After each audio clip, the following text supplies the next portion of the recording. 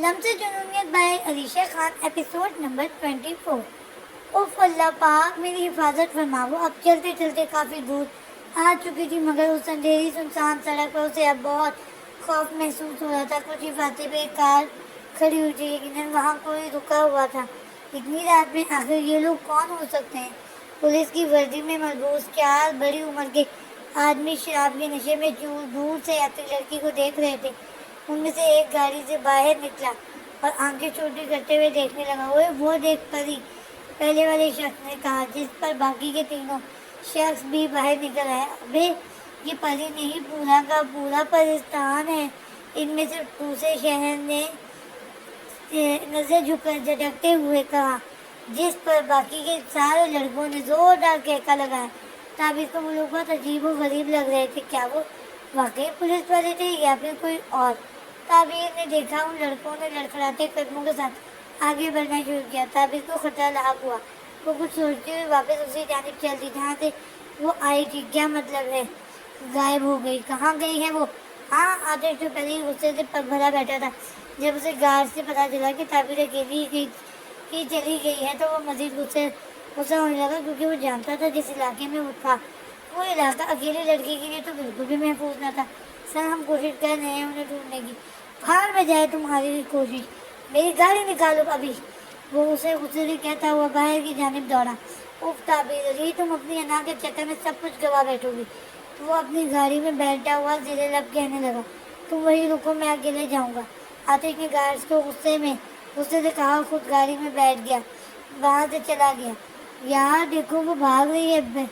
اے لڑکی رکو، ارے کدھر جا رہی ہو؟ پرستان کی پری، تم بات تو سنو، کیا تم واقعی کوئی پری ہو یا پھر کوئی خوبصورت چڑیل؟ وہ چاروں باقاعدہ اس کے پیچھے بھاگتے ہوئے کہنے لگے، جبکہ تعبیر اب واقعی یہاں اکیلے آ کے پچھتا رہی تھی، بھاگتے ہوئے اسی راستے پر واپس جا رہی تھی، جبکہ وہ لڑکے بھی اس کے پیچھے بھاگ رہے تھے۔ ابھی وہ تھوڑی ہی ڈوب گئی تھی جب سامنے سے آتی گاڑی کو دیکھ کر چیخی تھی، کیونکہ اگر آتش بریک نہ لگاتا تو شاید وہ اسے ہٹ کر چکا ہوتا۔ آتش جلدی سے گاڑی سے باہر نکلا تو وہ صورتحال سمجھ چکا تھا۔ تعبیر اسے اچانک دیکھ کر بہت حیران مگر تھوڑی پرسکون بھی ہوئی تھی۔ ارے یہ بندہ کون ہے یار؟ میں نے اسے کہیں دیکھا ہے۔ کدھر دیکھا ہے بھائی تو نے؟ وہ یاد ہے، یہ تو وہی ہے نا جو فلموں میں آتا ہے، کیا نام ہے اس کا؟ ہاں یاد آیا مگر پھر بھول گیا۔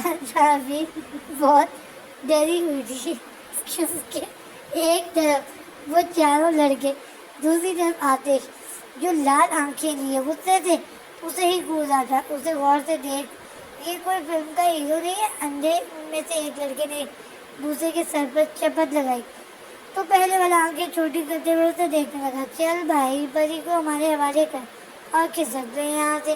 کیونکہ وہ لڑکے اس وقت ہوش میں نہیں تھے، اس لیے ایک نے اس کے قریب آتے ہوئے کہا، پیچھے آؤ۔ وہ غصے سے گھومتے ہوئے تعبیر سے مخاطب ہوا، سنا نہیں تم نے؟ پیچھے آؤ میرے۔ وہ اس کے ساتھ لہجے سے گھبراتے ہوئے اس کے پیچھے چھپ گئی۔ اب ان لڑکوں کے سامنے صرف آتش جرانی تھا۔ ابے دیکھ تو کہ اس کو کیسے اپنی پری زیادہ بن کر آ گیا ہے یہ سالہ۔ ابے اس کی پری کہاں سے آ گئی؟ یہ تو ہمیں بھی نہیں تھی نا، ہماری پری ہوئی تو یہ یہاں کیا کر رہا ہے؟ اس کو تو نکالو یہاں سے۔ تیسری لڑکی کی بات پر آتش کے قدم آگے بڑھے، جس پر وہ لوگ اسے دیکھنے لگے۔ وہ سرخ آنکھیں لیے انہیں دیکھ بھول رہا تھا۔ بہتر ہوگا ابھی اسی وقت یہاں سے چلے جاؤ ورنہ جان سے جاؤ گے، وہ سرد لہجے میں کہتا ہوا انہیں گھورنے لگا۔ اس کے چہرے پر سخت تاثرات کافی حد تک نمایاں تھے۔ اس کی بات پر ان لڑکوں نے کہکا لگایا، لو بھائیو سن لو اس کی بات، ابے پولیس والے ہم بنے ہوئے ہیں اور یہ سالہ ہمیں ہی جان سے مارنے کی دھمکیاں دے رہا ہے۔ اس میں سے ایک لڑکے نے کہا، جس پر سب لڑکے ہنسنے لگے تھے۔ تبھی آتش نے اپنی کوٹ کے اندر سے بندوق نکالی، جس پر نہ صرف تعبیر بلکہ وہ سب حیرانی سے اسے دیکھنے لگے۔ یاد رہے میں جو کہتا ہوں وہ کر کے دکھاتا ہوں، کیا خیال ہے پھر؟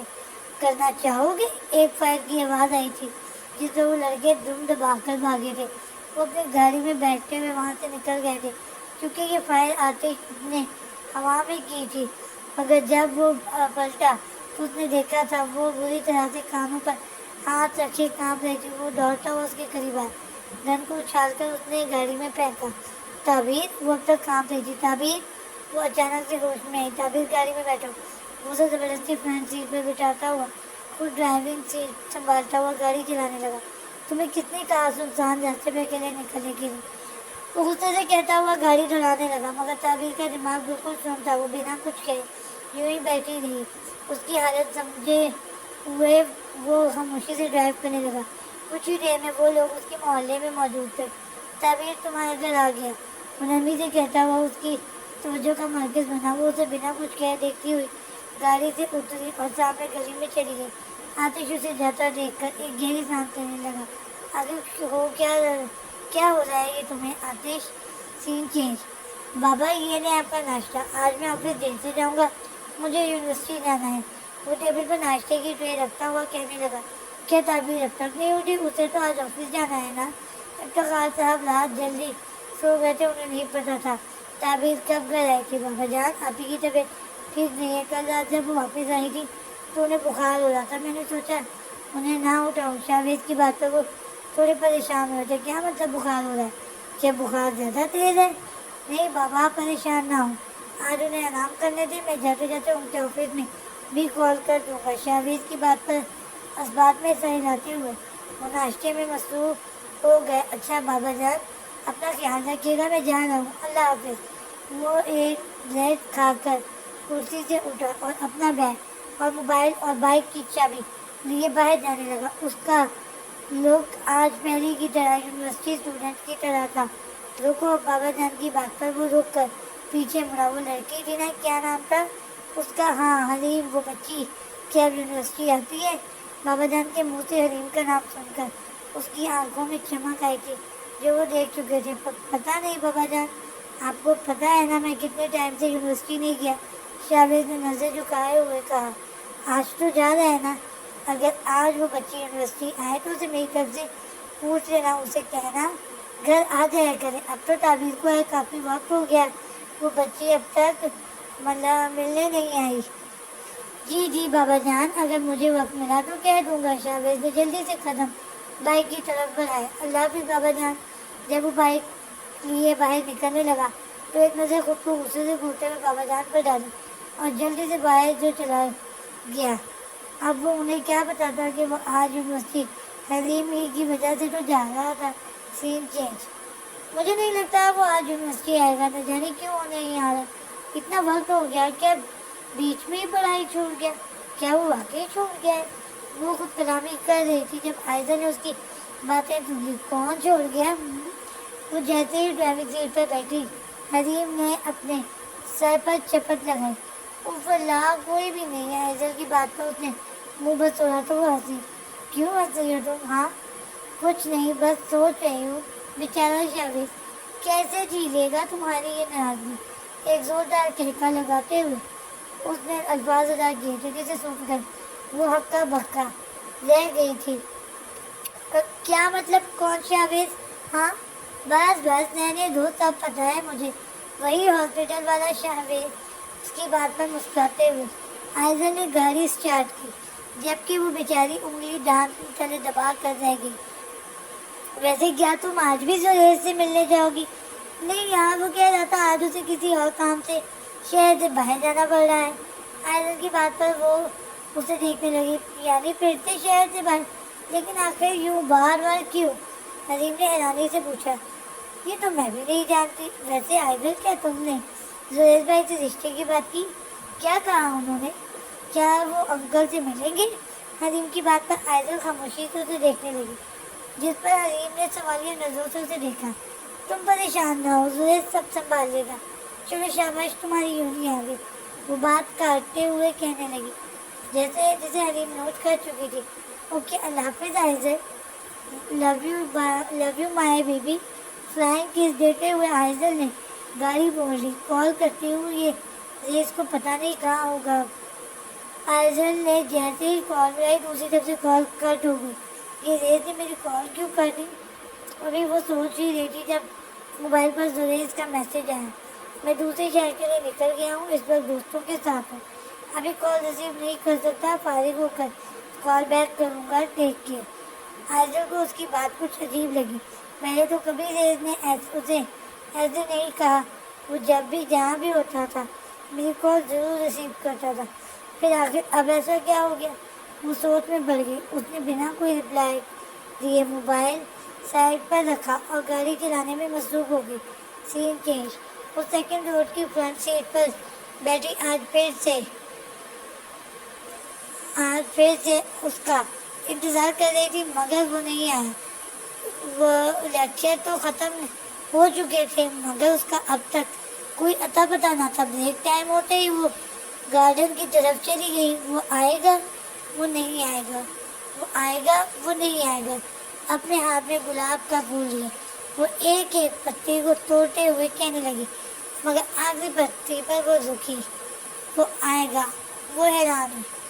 اوف میں بھی کتنی بڑی پاگل ہوں. وہ شاویز ہے. اگر اسے آنا ہوتا تو وہ فرسٹ لیکچر میں ہی آ جاتا. چھوڑو حلیم مت کرو اس کا انتظار. چلو تمہاری ڈانسنگ کلاسز کا ٹائم ہو چکا ہے. وہ منہ پھلائے اپنی کلاس لینے چلی گئی. جب اس کی بائک جونی سے اندر انٹر ہوئی بہت سی لڑکیاں اس کا لک دیکھ کر مسلسل اسے دیکھے جا رہی تھی. وہ بدلا تو نہ تھا البتہ پہلے سے تھوڑا زیادہ ہینڈسم ہو گیا تھا. وہ سب کی نظریں خود پر محسوس کرتا ہوا سب کو نظر انداز کرتے ہوئے سیدھا اندر کی جانب چلا گیا. اسے پتا تھا وہ تھرڈ پیریڈ گول کر کے اپنی ڈانسنگ کلاسز لینے جایا کرتی تھی. شاویز اوپر کی جانب جانے کے بجائے اس کی کلاس کی طرف چلا گیا مگر جب اسے بزی دیکھا تو کچھ سوچتے ہوئے سامنے والے آفس میں چلا گیا. 1 2 3 اسٹارٹ. وہ سامنے سیٹ پہ بیٹھی تمام لڑکیوں کو حکم دے رہی تھی. تب کوئی لڑکی اس کے پاس آئی. مس حریف کوئی آپ سے ملنے آیا ہے. وہ حیران ہوئی. مجھ سے ملنے مگر کون؟ انہوں نے نام نہیں بتایا مگر وہ اس وقت ویٹنگ روم میں ہے. وہ لڑکی کہتی ہوئی وہاں سے چلی گئی جبکہ وہ اب تک یہی سوچ رہی تھی کہ اس سے ملنے کون آ سکتا ہے. لڑکیوں تم لوگ کنٹینیو رکھو میں ذرا آتی ہوں. جب وہ ویٹنگ روم میں گئی تو اندر کوئی بھی نہ تھا. یہ کیا مذاق ہے بھلا؟ یہاں تو کوئی بھی نہیں ہے. حریم جیسے ہی واپسی کے لیے مڑی سامنے ٹیبل پر اسے کچھ خوبصورت پھولوں کے بکے رکھے نظر آئے اور ساتھ ہی کوئی باکس بھی تھا جو گفٹ پیپر سے کور کیا گیا تھا. یہ کیا ہے؟ کیا یہ میرے لیے ہے؟ حریم نے ان پھولوں کو دیکھتے ہوئے اس گفٹ کو ہاتھ میں لیا. جیسے ہی اس نے باکس کھولا اندر وہی کتاب تھی سیکرٹ آف لو. وہ ساکت رہ گئی. آخر یہ سب کیا تھا؟ یہ سب کیا ہے؟ یہ جو بھی ہے اتنا جان لو اس بار سوچ سمجھ کر دیا ہے. پیچھے سے مردانہ آواز سنتے ہوئے وہ ایک دم چونکی. جیسے ہی پلٹی سامنے کھڑا شاویز ایک الگ ہی شخصیت کا مالک لگ رہا تھا. حریم اسے دیکھتی رہ گئی. Black hoodie black jeans white joggers گلے میں لاکٹ ایک خاص بیئر سٹائل کے ساتھ وہ آج بہت زیادہ خوبصورت نوجوان لگ رہا تھا. ایک دم سے حریم کا دل دھڑکا. شاویز کیسی ہیں آپ حریم جی؟ اس کی بات کا اس کی بات کرنے کا انداز تھوڑا بدل چکا تھا. حریم کے چہرے کا اڑتا ہوا رنگ وہ دیکھ چکا تھا. میں ٹھیک ہوں. اور تم؟ میں بھی ٹھیک. سوچا کیوں نہ آپ سے مل لیا جائے اور آپ کو آپ کی امانت بھی سونپ دی جائے. شاویز کی لبوں پر کی مسکراہٹ کچھ اور ہی بتا رہی تھی. حریم نے جلدی سے اس بات میں سہلا مگر یہ بک میں نے کہا نا اس بار سوچ سمجھ کے دی ہے. میں نے مکمل پڑھ لی ہے. اب آپ بھی پڑھ لیے گا. وہ بنا کچھ کہے کھڑی اسے ہی دیکھے جا رہی تھی. اب مجھے چلنا چاہیے. اللہ حافظ. وہ جانے لگا مگر پلٹا. اور ہاں آپ پر پنک کلر بہت سوٹ کرتا ہے. وہ جاتے جاتے اس کی ہوش اڑا گیا تھا. حریم کو لگا وہ آسمانوں میں اڑ رہی ہو. جیسے وہ جلدی سے بلش کرتی ہوئی اپنا چہرہ چھپا گئی. سین چینج. وہ اس وقت اخبار پڑھنے میں مصروف تھے جب گھر کا ٹیلی فون بجنے لگا جو ان کے برابر رکھے ٹیبل پر موجود تھا. افتخار صاحب نے فون اٹھا کر کان پر لگایا. کیا حال ہے افتخار علی؟ ایک باری تھی روبدر آواز ان کی سماعتوں سے ٹکرائی جس پر ان کے ہاتھ میں پکڑا اخبار زمین پر جا گرا. کون؟ بھول گئے؟ کمال علی تمہارا کزن چاچا کا بیٹا. افتخار صاحب کی آنکھیں کھلی رہ گئی تھی. کیا ہوا؟ چونک گئے. سوچ رہے ہوگے مجھے نمبر کہاں سے ملا. چلو میں خود ہی بتا دیتا ہوں. کل تمہارے دفتر آیا تھا، گھر کا پتہ نہ مل سکا، مگر چلو نمبر ہی سے۔ دوسری جانب سے آتی آواز پر انہوں نے مٹھیاں بیچی تھی۔ اور بتاؤ کیسے ہو؟ میری بہو کیسی ہے؟ بس کر دیں بھائی صاحب، اپنی زبان سے میری بیٹی کا نام دوبارہ نہ دہرانا۔ افتخار صاحب کا دل کیا اس کا منہ توڑ دیں، مگر مجبور تھے، وہ سامنے نہ تھا۔ ہاں میاں، ابھی ہم نے تمہاری بیٹی کا نام نہیں لیا۔ کب؟ اور سنا ہے گھر کے حالات بڑے اچھے چل رہے ہیں۔ جمال بھی کل ہی بھاگلپور سے واپس آیا ہے۔ وہ کیا کہتے ہیں؟ ہاں، میٹرک کے امتحان دے کر آیا ہے میرا شیر۔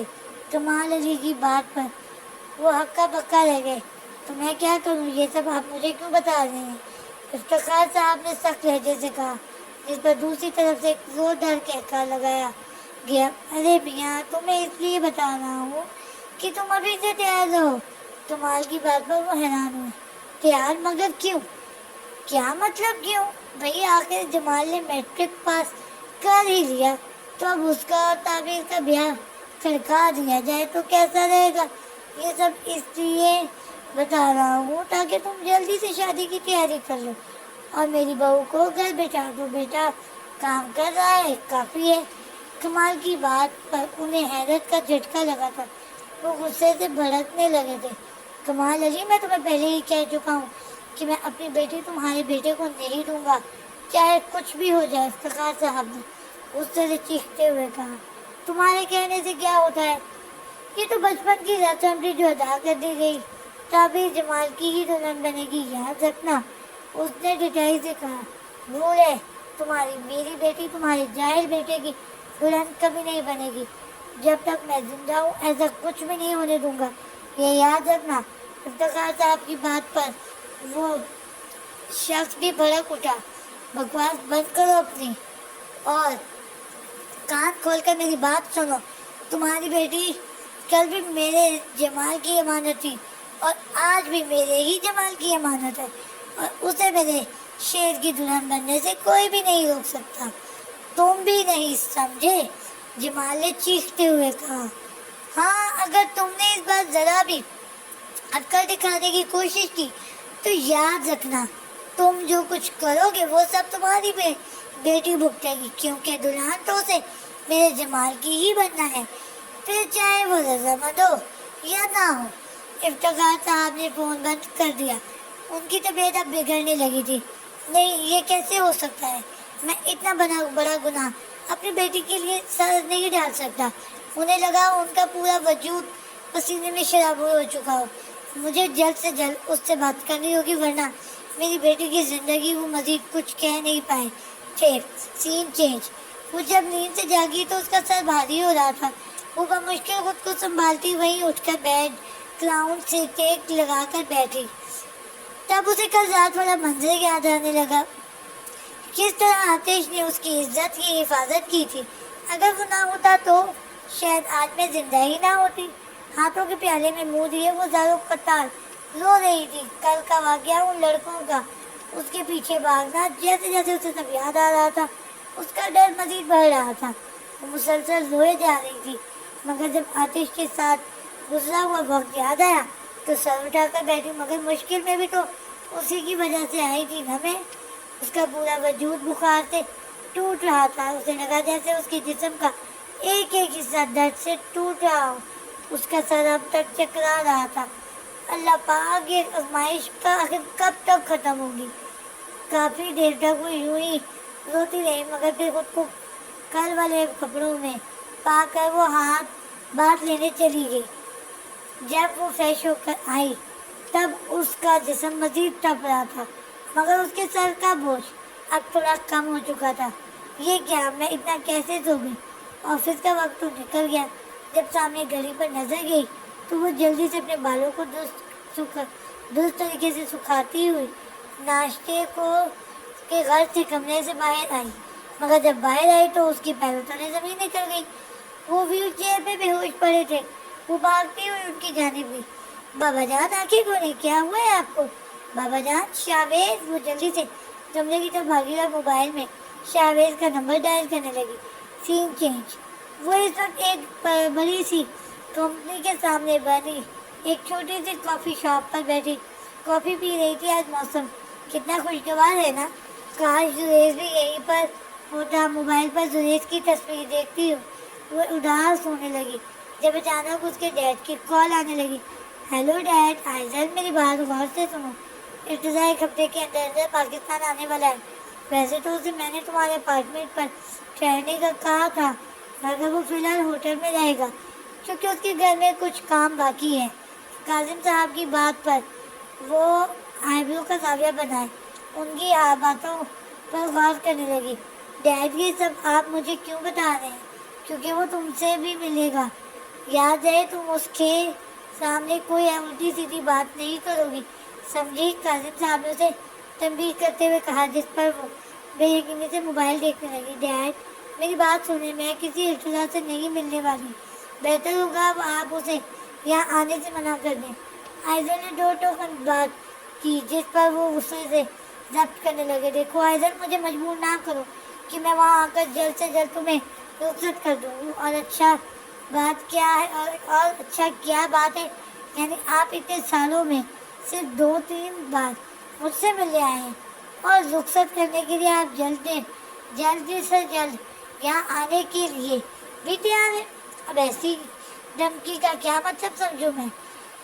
आइजल को उनका ऐसा रवैया बिल्कुल भी पसंद ना है, जबकि दूसरी तरफ भी यही हाल था। आइजल, बस बहुत हुआ। इर्तिजा इसी हफ्ते पाकिस्तान आ रहा है और तुमसे भी मिलेगा। नो मोर आर्ग्यूमेंट्स। अगर मजीद कोई जिद की तो याद रखना, मुझसे बुरा कोई नहीं होगा। आपसे बुरा कोई है भी नहीं। डैड, गुस्से से कहती हुई फोन बंद कर दी, जबकि दूसरी तरफ काजिम साहब सर पकड़ते हुए रह गए। पता नहीं क्या समझते हैं डैड मुझे।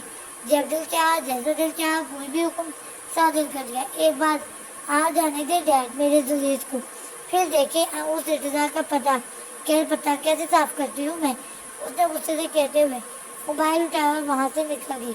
जैसे ही वो गाड़ी में बैठी, उसकी नज़र सामने कंपनी के पास रुकती एक बड़ी सी आलीशान गाड़ी पर गई। एक नज़र उसके पीछे दरवाजे से निकल तेज शख्स पर डालकर वो गाड़ी स्टार्ट करने लगी, मगर उसे एक हैरत का झटका लगा। क्या ये मेरा वहम है?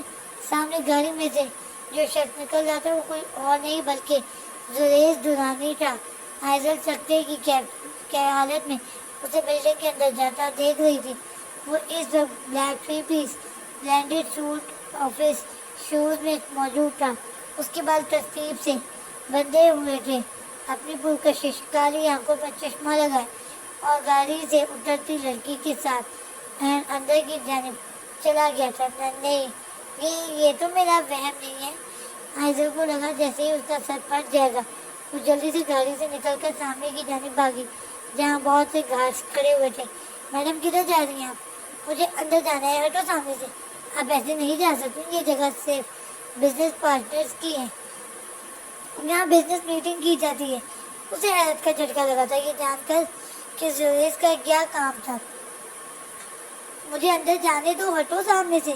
आइजल ने गुस्से से उसे आंखें दिखाई। मैडम, अगर आप बात नहीं मानोगी तो मुझे मजबूरन पुलिस को बुलाना पड़ेगा, मगर मुझे उससे मिलना है जो अभी अभी अंदर गया है। आइजल ने ये उसे यकीन दिलाते हुए कहा। वो जो अभी अंदर गए हैं उनसे मिलना है? उसकी बात पर आइजल ने इस बात में सही रहा। मैडम, जाओ अपना काम करो, आप वो बॉस हैं हमारे, उनसे मिलने के लिए आपको खास इजाज़त लेनी पड़ेगी, समझी? आप अब जाएं यहाँ से। बुरी तरह से उसे दूर धकेलता हुआ उसे गुस्से से धकेलने लगा। आइजल बेयकीनी की कैफियत में मुब्तला वापस चलती हुई अपनी गाड़ी में आ बैठी। नहीं, ये मेरा वहम नहीं था, वो जुरेज ही था। जारी है।